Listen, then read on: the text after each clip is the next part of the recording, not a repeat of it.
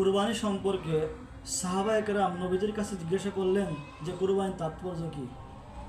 নবী করিম সাল্লাল্লাহু আলাইহি ওয়াসাল্লাম বললেন, সুন্নাতু আবিকুম ইব্রাহিম আলাইহিস সালাম, এটা হলো তোমাদের জাতির পিতা ইব্রাহিম আলাইহিস সালামের সুন্নাত। আসলে যারা ভিডিওটি দেখতেছেন, কুরবানির একটি মহান শিক্ষা আমাদের রয়েছে। সেই শিক্ষাটির নাম হলো ত্যাগ আল্লাহর জন্য। হযরত ইব্রাহিম আলাইহিস সালাম যখন বার্ধক্যে উপনীত হলো, আল্লাহ পাকের কাছে দোয়া করলেন, রব্বি হাবলি মিনাস সালিহিন, হে আল্লাহ, আপনি আমাকে একটা নেককারদের অন্তর্ভুক্ত সন্তান দান করুন।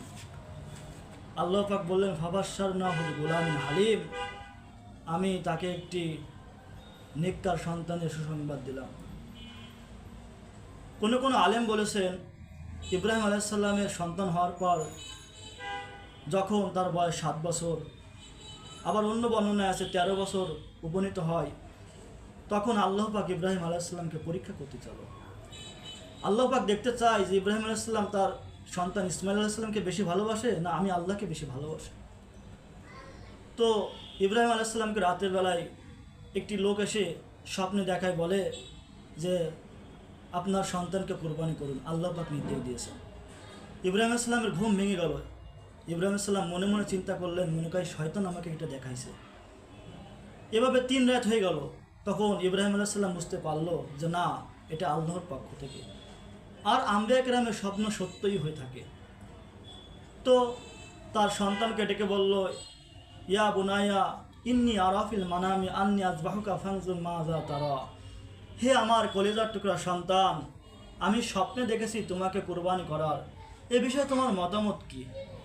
ইসমাইল আলাইহিস সালাম, আল্লাহ পাকের ভবিষ্যৎ নবী, তৎক্ষণাৎ বলে দিলেন, ইয়া বাতিফ আল মা তুমার সাতাজিদুনি ইনশাআল্লাহু মিনাস সাবিরিন, হে আমার পিতা, যেভাবে আদিষ্টিত হয়েছেন সেভাবে আপনার কাজ করে ফেলুন, নিশ্চয় এ বিষয়ে আপনি আমাকে ধৈর্যশীলদের অন্তর্ভুক্ত পাবেন। সুবহানাল্লাহ।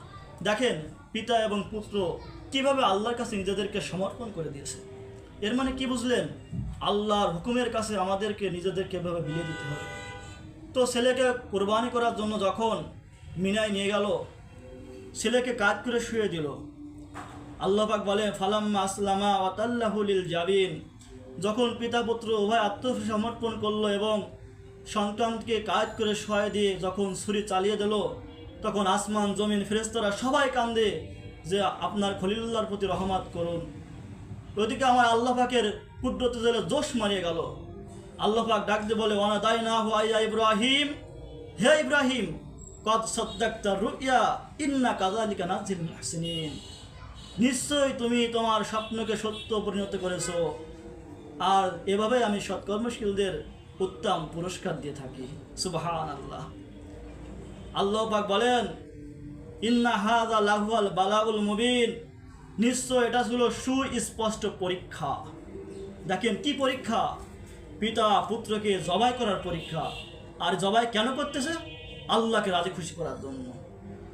ভাইরা আমার, পদ্মার মা বোনেরা যারা দেখতেছেন, দেখেন আমাদের চলাফেরা, কাজকর্ম, ব্যবসা বাণিজ্য সব কিছু আমাদের খেয়াল রাখতে হবে যে আমাদের আল্লাহ পাক কিসে খুশি হয়, আমাদের তাই করা লাগবে। কুরবানি আমাদের এটাই শিক্ষা দেয়। অথচ আজকে আমরা দেখা যায় আমরা কুরবানি করি, কিন্তু কুরবানির মধ্যে আমাদের নিয়ত থাকে মানুষকে দেখানোর। না, আল্লাহ পাক বলে, আমি তোমাদের বাহ্যিক দিক লক্ষ্য করি না, আমি তোমাদের অন্তরের অবস্থা লক্ষ্য করি। আমাদের অন্তরকে পরিশুদ্ধ করতে হবে। পরিশুদ্ধ অন্তর ব্যতীত আমল ভালো হয় না।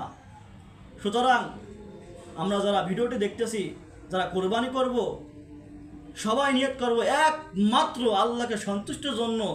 যদি একটি ছাগল হয়, একটি দুম্বা হয়, একমাত্র আল্লাহকে সন্তুষ্টের জন্য কুরবানি করব। দুনিয়ায় কোনো মানুষকে সন্তুষ্টের জন্য কুরবানি করব না।